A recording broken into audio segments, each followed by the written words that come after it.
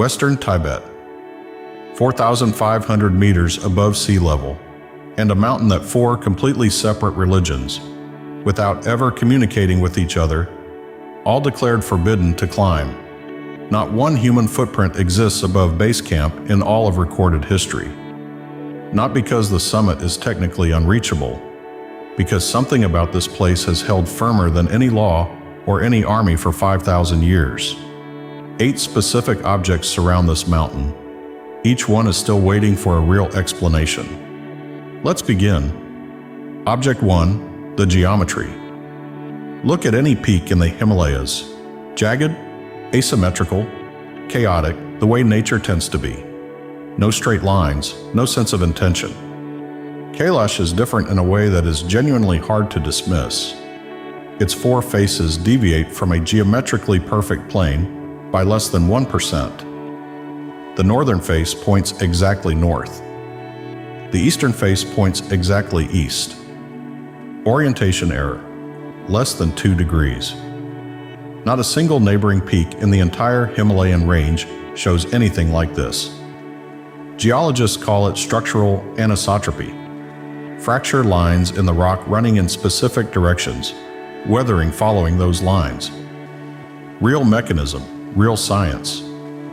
But that mechanism explains one symmetrical face, maybe 2, 4 simultaneously symmetrical faces, each locked to a cardinal direction with sub-2 degree precision. That has no precedent in any geological textbook.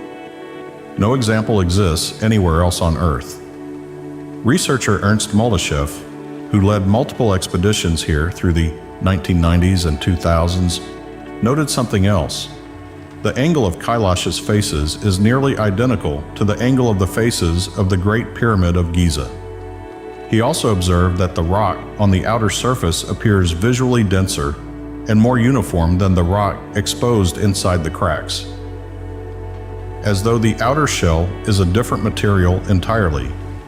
Academic geology never refuted this. It simply never responded. In 1999, a group of Slovak climbers received official Chinese permission to attempt an ascent.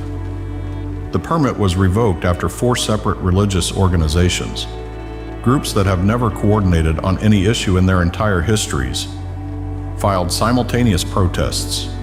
4 traditions. 1 result. The climb was canceled.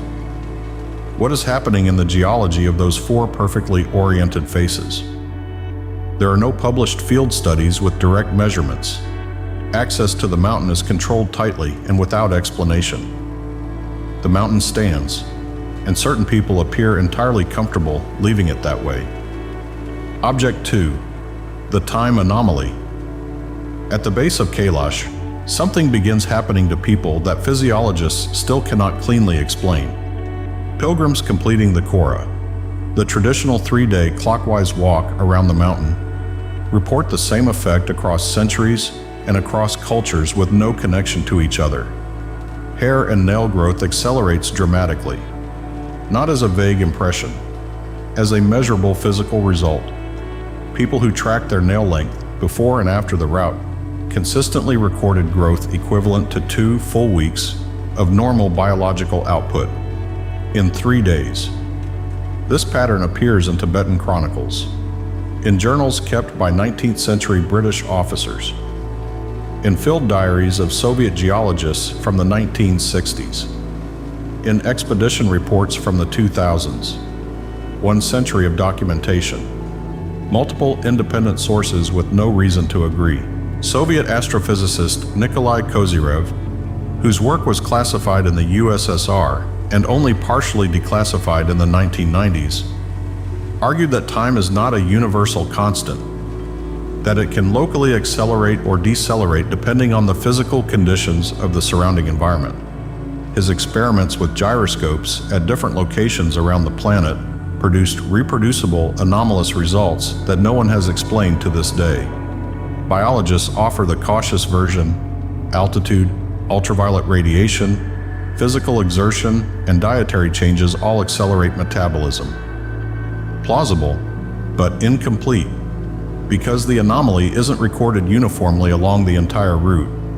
It appears at specific, defined points around the mountain, as though certain locations are doing something the others aren't. No researcher has ever systematically mapped those points. The question of why that hasn't happened is worth sitting with. Object 3. The parabolic mirrors. On the western and southwestern slopes of Kailash, rock formations cut concave shapes into the face of the mountain. Not random pockets, systematic structures appearing at multiple elevation levels with consistent angular geometry. Multiple expedition teams, independently, compared them to parabolic mirrors carved directly into the rock. Moldashev's interpretation. These structures focus solar, geomagnetic, or acoustic energy into specific points in space. This, in his model, is what produces the time anomaly at the mountain's base. The focal zones are where something concentrates. Official geology's answer: differential erosion. Softer rock weathers faster, forming concave depressions. Legitimate process, well understood, but it doesn't explain why this specific pattern, regular, systematic, geometrically consistent, appears on Kailash and nowhere on any neighboring peak. That precise question has never been posed in any academic publication. Multiple research teams from different countries, working in different decades, describe the western slope with identical language, relief that is atypical for this rock type. No one has measured what happens to electromagnetic or acoustic fields within those concave surfaces, because no one has been granted permission to try. The mirrors have been looking out over the valley for at least 1,000 years. Still no answer. Object 4. The vertical furrows. On the southern face of Kailash, beginning at roughly 5,000 meters of elevation, a series of vertical furrows run straight down the rock, long, parallel, consistent in width. From a distance, they look like the marks of something enormous, dragged down the face from the summit. Researchers examining satellite imagery reached for the same careful phrase, atypical morphology for this rock type. None offered a detailed explanation. Standard geological processes don't produce this. Water erosion creates furrows that diverge as they descend, following the terrain, varying in width. Glacial striations run in the direction of ice movement, not straight down. These furrows are strictly vertical, parallel, uniform. Geologists from multiple countries have been recording this feature since the 19th century. There is still no published field study with direct measurements.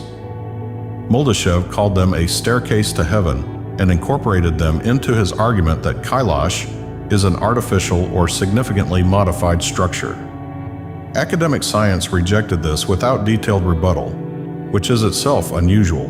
Contested theories are normally dismantled with data. Here, there is no data, no drilling, no measurement, no publication. Access is controlled. The furrows remain. The questions remain. Object 5. The Caves of Mustang. 100 kilometers north of Kailash, holes have been cut into sheer cliffs rising 50 to 150 meters above the valley floor. Approximately 10,000 of them. Some are natural, most are not. Finished walls, doorways, interior corridors, carved lamp niches, traces of painted decoration, located at heights with no surviving access route, no staircase, no carved steps, no evidence of scaffolding, just a vertical cliff face with doors in it. Archaeologists working here since the 1990s have reached the interiors by descending on ropes from helicopters. Inside, Sanskrit and Tibetan manuscripts between 500 and 200 years old. Frescoes in a style that doesn't fit any recognized artistic school. Mummified bodies in meditative postures. One skeleton dated to the 2nd century BC, 2,300 years ago, before any formal state existed in this region. Who built structures that today require a helicopter to reach? How? Neither question has a direct answer. Most of the 10,000 caves have never been entered. Permits are issued one at a time. Access is restricted. Funding is inconsistent. Whatever is in the caves that haven't been opened yet remains completely unknown. Based on what has already been found, the next discovery may be the most significant. Object 6, the Ghost City. 100 kilometers west of Kailash, built into a rock massif at 3,600 meters of elevation, stands a city, not ruins. A city with palaces, monasteries, defensive walls, residential districts, and underground galleries. This was Tsaparang, capital of the Guge Kingdom. Population at its height, roughly 100,000 people. Its own currency. Active trade networks. A distinctive school of Buddhist painting. A complex political structure. In 1630, Portuguese Jesuit Antonio de Andrade visited and described it as rich, densely populated, and fully alive. Within decades, silence. When explorers reached Tsaparang in the 19th century, they found it completely untouched. Frescoes still vivid on the walls, sculptures in place, household objects on the ground, and hundreds of skeletons in the underground galleries. Men, women, children. No signs of epidemic, no signs of fire. The official account, in 1635, the neighboring kingdom of Ladakh attacked, the ruling family was taken captive, and the population dispersed. Who was left behind to die in those underground galleries, and why, is not addressed in any surviving historical record. The underground levels of Tsaparang have never been systematically explored. What lies in the sections that have never been opened is unknown. 100,000 people. Not one left to say what happened. Object 7, the two lakes. At the southern base of Kailash sit two lakes, side by side, separated by a narrow strip of land. Same elevation, same precipitation, same surrounding geology. They should be identical. They are complete opposites. Manasaravar, freshwater, transparent, deep blue, one of the highest freshwater lakes on the planet. Birds nest here, fish swim here, pilgrims come to purify themselves in it. Hindu tradition holds it was created by Brahma. Tibetan texts call it the living lake, Rakshastal, saline, dark, nearly without birds, without fish, without life. Locals call it the dead lake. Pilgrims pass it without stopping. No published hydrological explanation exists for why two adjacent lakes at identical elevations, receiving the same water supply, have fundamentally different salt compositions. Between them runs a natural channel, Ganga Chu. When water from Manasarovar periodically flows through it into Rakshastal, Tibetan texts treat the event as a sign of great change approaching. Several researchers have also documented an anomalous bluish luminescence rising from Manasarovar's water at night, without any identifiable biological source. No systematic study of this has ever been conducted. The living and the dead, separated by a strip of earth.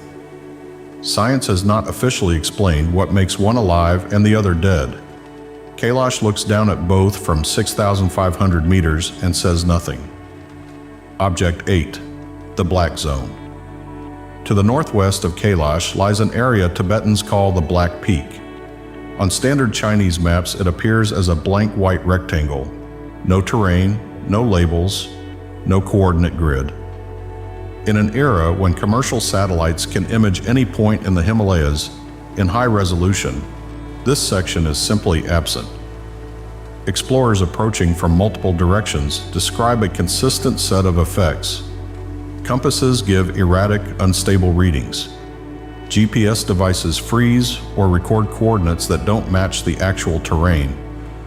Mechanical watches, clockwork, not electronic, begin losing measurable time after several hours inside the zone, then return to normal after leaving. These descriptions exist in expedition diaries from the first half of the 20th century, long before GPS, long before anomaly tourism.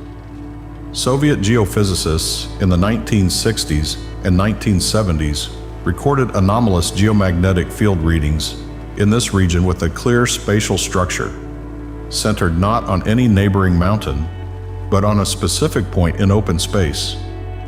Some of those reports were declassified in the 1990s. Others remain classified today. One participant in those technical expeditions, interviewed decades later, said something that is difficult to set aside. We were told the topic had been resolved at a level beyond our clearance. What was resolved? By whom? He couldn't say, or wouldn't.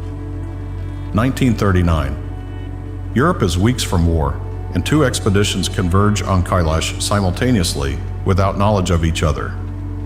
The first, a German team led by zoologist Ernst Schaefer, funded through SS Structures. Official mission, natural history and ethnographic research. The team returns in full, carrying crates of materials, a significant portion of which remains unclassified in German archives to this day. The second, a Soviet detachment, 12 people, mission classified. 5 came back.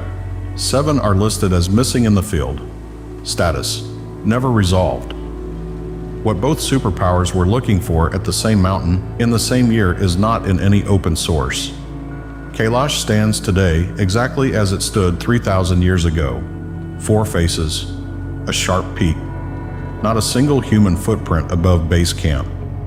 Every year, thousands of pilgrims walk around it.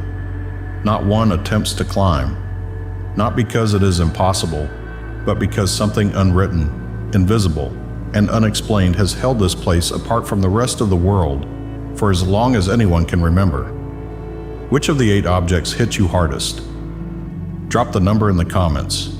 If this opens something new for you, a like goes a long way.